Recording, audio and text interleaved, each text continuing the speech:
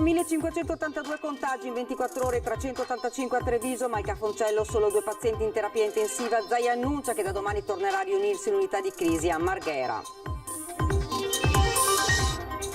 Il presidente Zaia con la nuova giunta ha presentato in Consiglio regionale il programma per i prossimi 5 anni, priorità all'occupazione e alla lotta al Covid. Vertice del Comitato per l'Ordine e la Sicurezza in Prefettura, nessun provvedimento di chiusura, ma il weekend sarà il banco di prova per monitorare gli assembramenti e valutare chiusure. Cortina, il sindaco ordina la sospensione delle attività didattiche delle elementari fino al 31 ottobre, troppi positivi fra alunni e docenti nel Bellunese, potenziati i controlli. Colpo in una villetta a Biancade, vittima un'anziana, era uscita in giardino e i ladri ne hanno approfittato per fare irruzione e mettere tutto a soqquadro. Furti che continuano ad aumentare nella Marche, così l'associazione Furti in Corso ha riattivato l'iniziativa lanciata qualche anno fa della vigilanza privata autofinanziata dai cittadini. Il busto in bronzo dell'ex sindaco ed ex presidente della provincia Bruno Marton sistemato a Cassugani in attesa del restauro e della destinazione della sala che porta il suo nome.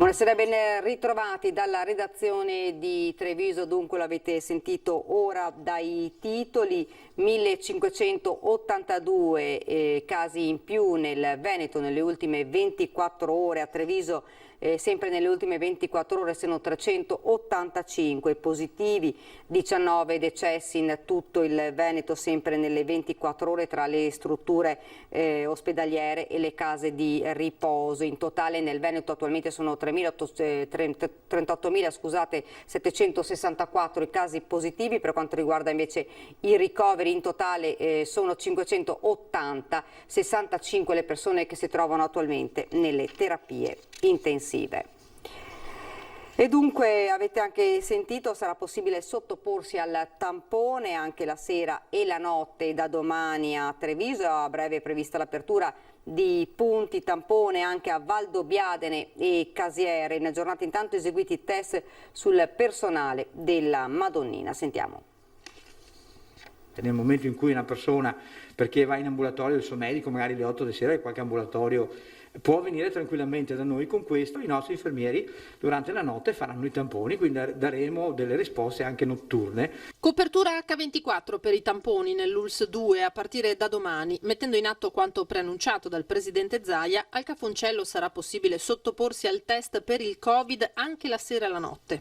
Andremo ad aprire da domani sera, quindi dalle 20 fino alle 6 di mattina, perché poi il resto della continuità viene garantito dai drive-in che lavorano fino alle 7 e poi ovviamente dai drive-in che riprendono alle 7 di mattina. A malattie infettive un ambulatorio con i nostri infermieri dove faremo i tamponi, quindi anche di notte. Anche nella Marca le positività aumentano a centinaia al giorno, ma in terapia intensiva ci sono al momento solo 2 pazienti. Effettuati in giornata i tamponi a tutto il personale del Dipartimento Prevenzione alla Madonnina, dove sono emersi 9 positivi. Un microfocolaio circoscritto, sono effettivamente 9 persone, di cui molti amministrativi, solo 2 sanitari, che il contatto con le persone ce l'hanno poco frequente, per non dire niente, perché lavorano negli uffici interni. Abbiamo già fatto tutti i tamponi a quelli, diciamo, dove è iniziato, che è un amministrativo del SISP, e sono tutti negativi. Sono 12 invece tra ieri e oggi le nuove classi poste in quarantena, una delle elementari, 4 delle medie e 7 delle superiori. Abbiamo trovato più di 2 positivi, quindi se troviamo un positivo solo e facciamo i tamponi a tutti e sono negativi, la classe può continuare. Se troviamo 2 positivi, la classe per linee guida va messa in quarantena. Ed è di ora la notizia che sono 15 positivi su 190 dipendenti del Dipartimento di Prevenzione sede della Madonnina di Treviso, sottoposti tra oggi e ieri allo screening. Alle 9 positive a ieri sulle prime 20 testate si sono aggiunte 5 persone che hanno effettuato il test al Covid Point e uno positivo emerso dallo screening effettuato oggi sui 170 dipendenti. Priorità all'occupazione, all'economia e ai temi del lavoro, così il governatore Luca Zaia, che oggi a Palazzo Ferrofini ha illustrato il programma di governo per i prossimi 5 anni, una legislatura contrassegnata dalla pandemia, e a proposito del Covid assicura Zaia al momento non sono previste restrizioni. Questo Covid per noi oggi pesa circa 60.000 posti di lavoro persi. Non sappiamo alla fine quale sarà la contabilità finale, perché quando cesseranno, diciamo, i vincoli di non licenziabilità e cesseranno le casse in deroga, le casse integrazione in deroga, questi 60.000 posti di lavoro sicuramente lieviteranno. È questa la preoccupazione principale di inizio legislatura di Luca Zaia, che illustra all'aula di Palazzo Ferrofini il programma di governo per i prossimi 5 anni, partendo dall'emergenza economica, figlia di quella sanitaria, adesso alla prova della seconda ondata. La priorità va quindi al lavoro. Il mantenimento dell'occupazione, che è il primo obiettivo. Vi ricordo che noi siamo entrati in Covid con una percentuale di disoccupazione che era del 6,6%, la migliore d'Italia. Anche per questo l'ipotesi lockdown viene al momento esclusa. Ogni scelta in merito dovrà essere proporzionale alla curva epidemica e all'aggressività della malattia, una questione di metodo e di sostanza. Il tema delle restrizioni di lockdown in questo momento assolutamente in questo momento lockdown non ce n'è e non ne prendiamo. E ci stiamo confrontando. Abbiamo ancora il 96% dei positivi che non sono sintomatici. Emergenze e programmi inevitabilmente si fondono e si confondono. Sarà una legislatura segnata dalla pandemia, dice Zaia, annunciando che tornerà a costituirsi in via stabile l'unità di crisi di Marghera proprio nelle ore in cui scattano i 3 anni dal referendum dell'autonomia. Era il 22 ottobre del 2017. Alla madre di tutte le battaglie ora si affiancano i temi della ricostruzione, dei cambiamenti climatici, delle Olimpiadi e delle infrastrutture, dalla Pedemontana alla TAV passando per la Via del Mare, e questo con un occhio all'Europa.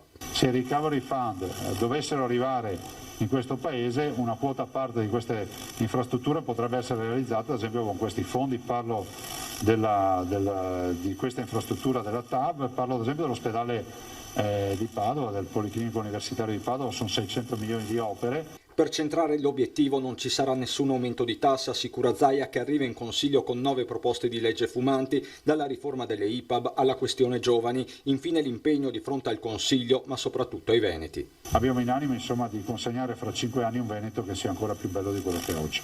Grazie.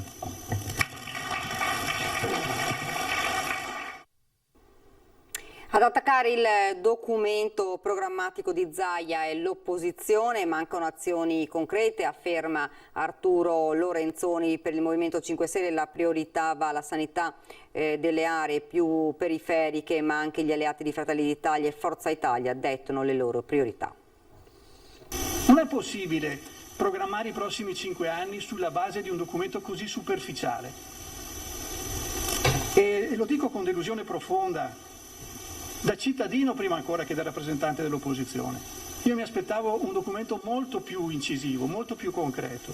È una vera e propria stroncatura quella che arriva dai banchi dell'opposizione, con Arturo Lorenzoni che bolla come superficiale il documento programmatico di Zaia. I punti più deboli per Lorenzoni sono l'assenza di una politica green fatta di azioni concrete e la mancanza di riferimenti espliciti alla recovery plan. Siamo in difficoltà perché rimaniamo esclusi da tutta una serie di veicoli di investimento che in questi anni, e non c'è una volta citato Next Generation EU, non c'è una volta citato il MES, ma come pensiamo di utilizzare i fondi che io mi auguro arrivino presto nel nostro territorio? Possiamo approvare un programma del prossimo quinquennio senza dire una parola su questo?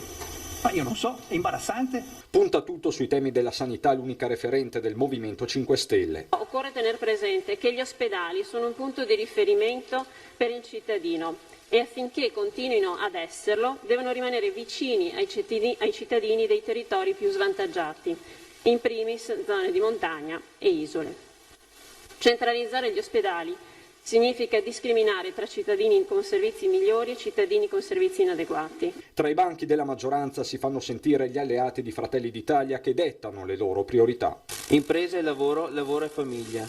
Con la famiglia penso alla coesione sociale, ai nostri anziani, al mondo dell'istruzione e delle associazioni, ad esempio quelle sportive, ricreative, sociali, culturali, oggi sempre più in difficoltà. Sulla gestione dell'emergenza punta Forza Italia con Elisa Venturini, sindaco di Casalserugo, nei momenti duri dell'alluvione. Una cosa ho imparato nel 2010 con il Presidente nella calamità, che i cittadini chiedono due cose: presenza e organizzazione. Allora noi dobbiamo avere presenza ed organizzazione per dare risposta ai cittadini e alle loro necessità. Federico Canera, eletto consigliere regionale, successivamente confermato assessore dal presidente Zaia, lascia il Consiglio Comunale di Treviso. Canera si è dimesso perché in base alla recente riforma della legge elettorale regionale il ruolo dell'assessore e quello di consigliere comunale sono ora incompatibili. Al suo posto ai 300 subentra il primo dei non eletti, Andrea Veraldo. Il passaggio di consegne sarà ufficializzato nel corso del prossimo Consiglio Comunale, in programma mercoledì prossimo, non in presenza ma da remoto. E vertice del Comitato per l'Ordine e la Sicurezza in Prefettura, nessun provvedimento di chiusura, ma il weekend sarà banco di prova per monitorare gli assembramenti e valutare chiusure. Dopo il no tassativo alle nuove limitazioni, presa di posizione di sindaci bipartisan che non volevano accollarsi, lo scaricabarile del lockdown in versione locale arrivato dal governo come da prima interpretazione del DPCM, ora a chiarimento effettuato si apre una prospettiva diversa, quella della valutazione delle criticità in concerto con prefettura e provincia. Tutti i sindaci saranno invitati, non solo quello del capoluogo, ma ovviamente tutti i sindaci della provincia a vigilare proprio a partire da questa sera. Ovviamente il sindaco, ciascun sindaco indicherà le zone critiche, ci sarà un passaggio in comitato perché comunque saranno decisioni collegiali e poi in ogni caso il provvedimento verrà adottato dal sindaco competente. Tutto ruota attorno alla valutazione di chiusure di strade o piazze nei centri, laddove fossero individuate come aree a rischio di assembramento per la diffusione del virus. Si parte con monitoraggio a tappeto per un weekend di controlli e sensibilizzazione, specie su bar e locali, per scongiurare l'ipotesi di uno stop, al momento non previsto nella Marca. È stato stabilito che ci sarà questo weekend, quello che verrà, che sarà una sorta di banco di prova dove terremo monitorate quelle che sono le zone un po' più a rischio. Ci sarà una forte azione di dialogo e di sensibilizzazione nei confronti dei locali, dei ristoranti, di tutte le attività commerciali, proprio per spiegare quali sono i punti fissi di questo DPCM.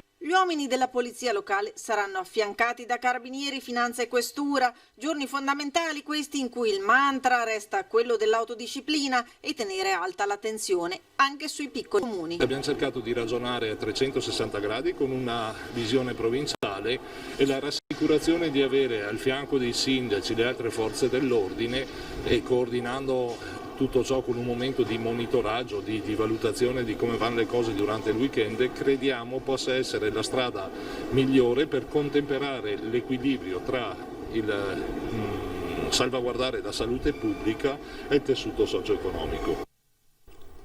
Siamo alla cronaca, colpo in una villetta a Biancade, vittima un'anziana, era uscita in giardino e i ladri ne hanno approfittato per fare irruzione e mettere tutto a soqquadro.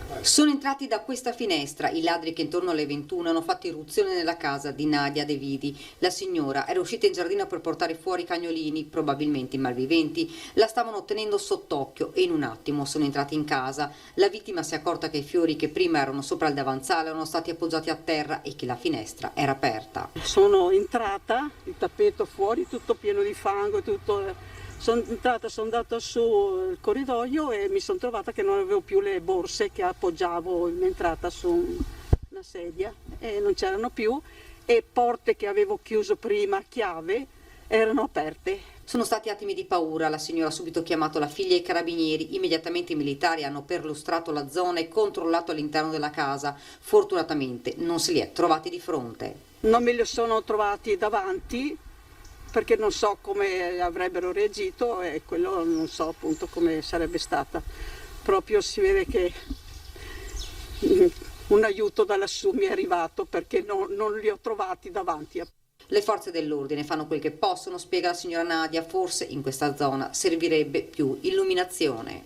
viviamo con la paura, ecco, non siamo più tranquilli, neanche restando a casa come se devi andare via, sei sempre con la paura. Non hanno trovato oro, spiega Nadia, qualche collana di pietre dure, qualche corallo. Non hanno rubato molto, ma la paura è stata tantissima, ci racconta. Fra l'altro, nella stessa via è stato messo a segno un altro furto in una casa a circa 300 metri della signora Nadia. E furti che continuano ad aumentare nella Marche, così l'associazione Furti in Corso ha riattivato l'iniziativa lanciata qualche anno fa della vigilanza privata autofinanziata dai cittadini. Carbonera, Silea, Casiera, Roncade e San Biagio di Callalta sono i comuni in cui da novembre ripartirà la vigilanza privata autofinanziata dai cittadini che hanno aderito all'iniziativa lanciata dall'associazione Furti in Corso. Dopo i risultati ottenuti la prima volta è stato deciso di riproporre il servizio con alcune novità. Quest'anno la vigilanza è riuscita a darci un'auto proprio dedicata a noi tra virgolette chiamiamole di Furti in Corso, che hanno aderito direttamente con la vigilanza. Quindi abbiamo la possibilità di far sì che questa macchina sia a nostra disposizione. 2 servizi attivati, uno serale nell'orario in cui si registra il maggior numero di furti dalle 18 alle 21 e uno notturno. Prossimo passo, allargare la vigilanza anche alla prima periferia di Treviso, da dove stanno arrivando diverse richieste. Al momento 250 cittadini che hanno aderito, ma nelle ultime ore il numero è in costante aumento. A preoccupare l'associazione Furti in Corso una possibile impennata dei colpi in caso di nuove chiusure legate all'emergenza Covid. Secondo me questi furti aumenteranno. Il meno lavoro di tutti, la più povertà normalmente porta, come ha detto tutte le istituzioni di alto livello, dai prefetti fino allo Stato, aumenteranno anche quello. La mia preoccupazione in realtà è spero che non si facciano, come stiamo vedendo, però sempre più sfacciati, perché il fatto che stanno entrando in casa con le persone già dentro comunque crea una situazione di violazione. Demma poi si toglie anche un sassolino dalle scarpe. C'è bisogno proprio dell'istituzione vicino a noi e in questo momento non c'è tantissimo queste istituzioni vicine, sono occupati in tante altre cose. Noi cerchiamo di fare meglio come cittadini e ora vogliamo però vedere anche le istituzioni che ci seguono a ruota. L'amministrazione comunale di Conegliano ad Umbivio, il sindaco lancia l'ultimatum ai suoi fuoriusciti dalla maggioranza, intanto richiama alla concretezza, prima si concludano le opere in cantiere, poi trarremo le conclusioni. A Conegliano la crisi è decretata ormai da giorni, ancora di più dal Consiglio di lunedì sera, in cui la bocciatura alla variazione di bilancio è stata la goccia che ha fatto traboccare il vaso. 4 consiglieri comunali eletti con il centrodestra hanno votato assieme all'opposizione, centrosinistra, 5 Stelle, Cambiamo Conegliano, ribaltando di fatto i numeri della maggioranza in Consiglio, mettendo al muro l'amministrazione. La cosa che mi lascia più perplesso è il fatto che ci fosse una variazione di bilancio urgente che prevedeva 140.000 euro a favore dei commercianti, tra l'altro 100.000 euro a fondo perduto, con tassi da 500 euro l'uno, era già fatta anche la graduatoria, bastava approvarla. Io ho chiesto in Consiglio Comunale di approvare almeno queste cose urgenti che potevano dare respiro, ossigeno a chi in questo momento ha bisogno. Si vede che ha prevalso la logica politica, ripeto, di alcune persone che sono passate dal centrodestra al centrosinistra. Il sindaco invita alla coerenza del percorso politico condiviso, rivolgendosi ai popolari e ai fuoriusciti da Forza Italia, che suona come un ultimatum ai suoi. Io sono da sempre stato in Forza Italia, anche quando le cose andavano male, sono una persona che non ha mai lasciato per coerenza il proprio partito e non lascerò per coerenza un centrodestra nel quale sono stato eletto. Chi pensa di poterlo fare andare da un'altra parte, io lo invito sinceramente a ripensarci, perché se uno non condivide più un percorso può sempre dimettersi e lasciare che gli altri lavorino. L'ago della bilancia per il salvataggio e la condivisione dei contenuti e per il bene della città, dice il sindaco, che si concentra su ciò che è stato fatto. Abbiamo fatto tanto per questa città in questi 3 anni e mezzo, intendo farlo ancora se ci saranno le condizioni, per cui non vogliamo assolutamente la posizione di interesse per la città, però ripeto, non è una posizione legata alle serie, ma è una posizione legata ai contenuti. Abituato a lavorare, dice, se ci sono le condizioni, sottolinea i passi fatti, l'obiettivo di finire le opere in fase di ultimazione, come la pista di atletica, restyling del campo sportivo, la nuova pista ciclabile su via Maggior Piovesana, la caserma Marres, il comando dei vigili urbani, per poi trarre le conclusioni. Ci fermiamo, c'è la pubblicità.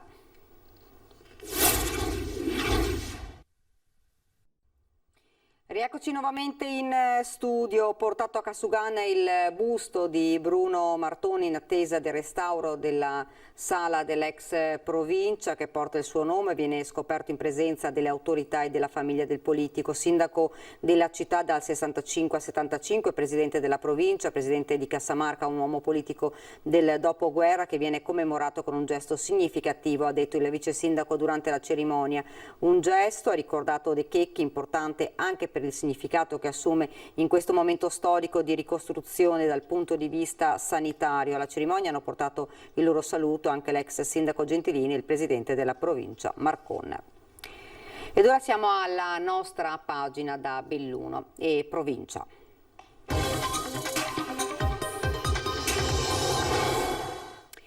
I contagi continuano a crescere nel Bellunese, dove oggi con apposita ordinanza il sindaco di Cortina ha chiuso fino al prossimo 31 ottobre la scuola elementare Duca d'Aosta. Contrariamente ai report fin qui resi disponibili, oggi l'ULSS Dolomiti ha comunicato il numero dei casi positivi riportati nel bollettino di azienda zero. Sono 30 nelle ultime 24 ore. Cresce il numero di ricoveri, 35 a San Martino di Belluno, dove sono 2 i pazienti in terapia intensiva, 18 all'ospedale di Feltre, sale il numero di ricoveri negli ospedali di comunità, 6 ad Alano di Piave, 10 nel reparto Gaggia di Feltre e 6 nel reparto Covid della casa di riposo di Belluno. I controlli, un 25enne invece di San Gregorio nelle Alpi è stato denunciato dai carabinieri per violazione dell'isolamento domiciliare. Pur positivo, il giovane è stato sorpreso mentre passeggiava in paese con il suo cane. Questa una notizia. Dunque l'avete sentito, intensificazione delle misure di monitoraggio e controllo del territorio per garantire l'osservanza delle misure di contenimento della diffusione del coronavirus disposte dal DPCM del 18 ottobre. Sono stati concordati al tavolo del Comitato Ordine e Sicurezza Pubblica riunito in prefettura. Dapprima l'esame del DPCM, poi le valutazioni dei divieti imposti. Le nuove norme presentate dal Presidente Conte sono state al centro della riunione in videoconferenza dei componenti del Comitato Provinciale per l'Ordine e la Sicurezza Pubblica, a cui di diritto partecipano il Sindaco di Belluno e il Presidente della Provincia. L'elemento di maggiore novità, osserva il Prefetto di Belluno, è rappresentato dalla possibilità della chiusura di vie e piazze, luoghi pubblici in cui si possa paventare una presenza eccessiva di persone. Provvedimenti che possono tranquillamente essere adottati, ovviamente laddove ne ricorrano i presupposti, d'intesa con il tavolo del Comitato per l'Ordine e la Sicurezza Pubblica. Da sempre le problematiche locali sono oggetto di un confronto che ovviamente tiene conto delle esigenze della sicurezza e quindi delle normative sulla sicurezza, ma anche poi delle problematiche specifiche del territorio. Un tema, spiega il Prefetto, che può essere tranquillamente affrontato in sede di confronto, valutando e soppesando tutte le esigenze e le problematiche che ne possono derivare.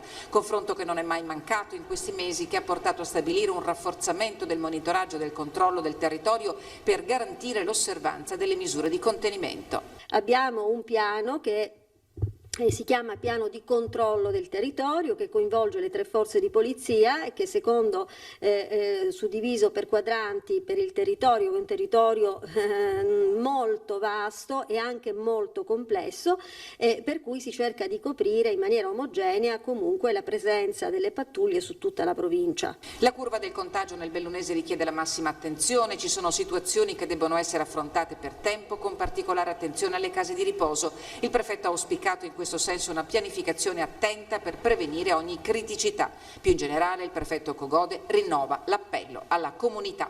Tutto dipende poi dal comportamento individuale. Scegliamo la mascherina, scegliamo di stare distanti perché non ci sono deroghe, non ci possono essere deroghe né giustificazioni a comportamenti diversi. Ed ora siamo alla cronaca con il caso giudiziario di Munifer Karamaleschi, imputato per associazione con finalità di terrorismo anche internazionale, che è approdato alla Corte d'Assisi di Belluno dal processo che si è svolto a porte chiuse. È trapelata la decisione dei giudici togati che hanno rinviato l'udienza ma in forma camerale, quindi verosimilmente senza la presenza dei giudici popolari, al 15 dicembre 2021. L'imputato risulta deceduto in Siria, Pus e Ross di Padova non hanno informazioni in merito e non ci sono le prove della morte dell'uomo partito da Palughetto di Chiesa dal Pago nell'inverno del 2013 dopo essersi convertito alla causa della Jihad islamica. E buone nuove, dopo un'attesa snervante per il futuro del Nevegal, domani sarà costituita la società che acquisterà temporaneamente gli impianti per garantire la prossima stagione invernale. Domani andiamo a costituire una società che avrà l'incarico appunto di comprare gli impianti. Il nostro impegno è quello, dobbiamo cominciare la manutenzione degli impianti il 2 novembre. Se non cominciamo il 2 novembre a manutenzionare gli impianti non si apre. Nevegal in pole position sulla griglia di partenza per una nuova stagione non solo astronomica. Massimo Slaviero, amministratore delegato di Unifarco, l'ha annunciato ieri sera agli operatori del Colle.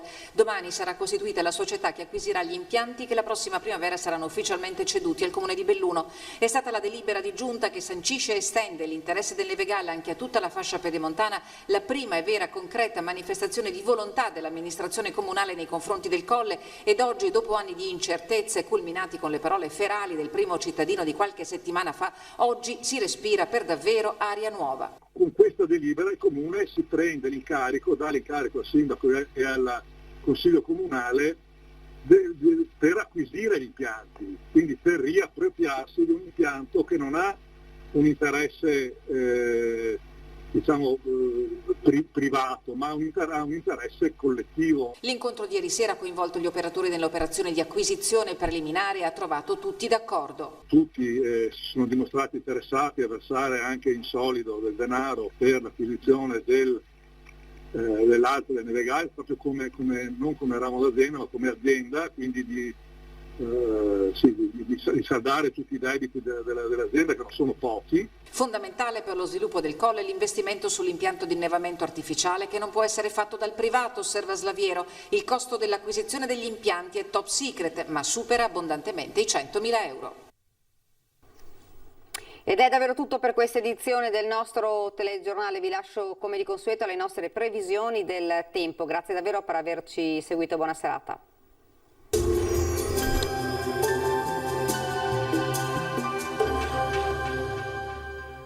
Società Agricola Torresan. Dai nostri animali nati e allevati nel cuore del Montello produciamo solo carni e salumi genuini. Nuova apertura a Ponzano Veneto. Bentrovati al meteo. Una perturbazione si avvicina al nostro territorio. Nella giornata di giovedì 22 ottobre il tempo si manterrà comunque ancora stabile. Nel dettaglio sul Veneto permangono condizioni di tempo asciutto, tuttavia con probabili foschie o nebbie e nubi basse in pianura e in qualche fondovalle, ma in successivo dissolvimento. Attenzione però, perché localmente potranno essere anche fitte e persistenti. Temperature sostanzialmente stazionarie, minime fino a 10 gradi, valori massimi compresi invece tra i 15 e i 18 gradi all'incirca. Ci spostiamo ora sul Friuli Venezia Giulia, cielo localmente nuvoloso, anche coperto e con qualche riduzione, come vediamo, della visibilità. Temperature minime tra 10 e 12 gradi, massime invece sui 16-18 gradi. Infine uno sguardo alla situazione del Trentino Alto Adige, bel tempo, salvo per anche qui locali nebbie al mattino, poi sarà un po' più soleggiato dappertutto. Temperature minime sugli 8-9 gradi, massime sui 19 all'incirca. Dal meteo di Antenna 3 per ora è tutto, grazie per l'attenzione e arrivederci al prossimo aggiornamento.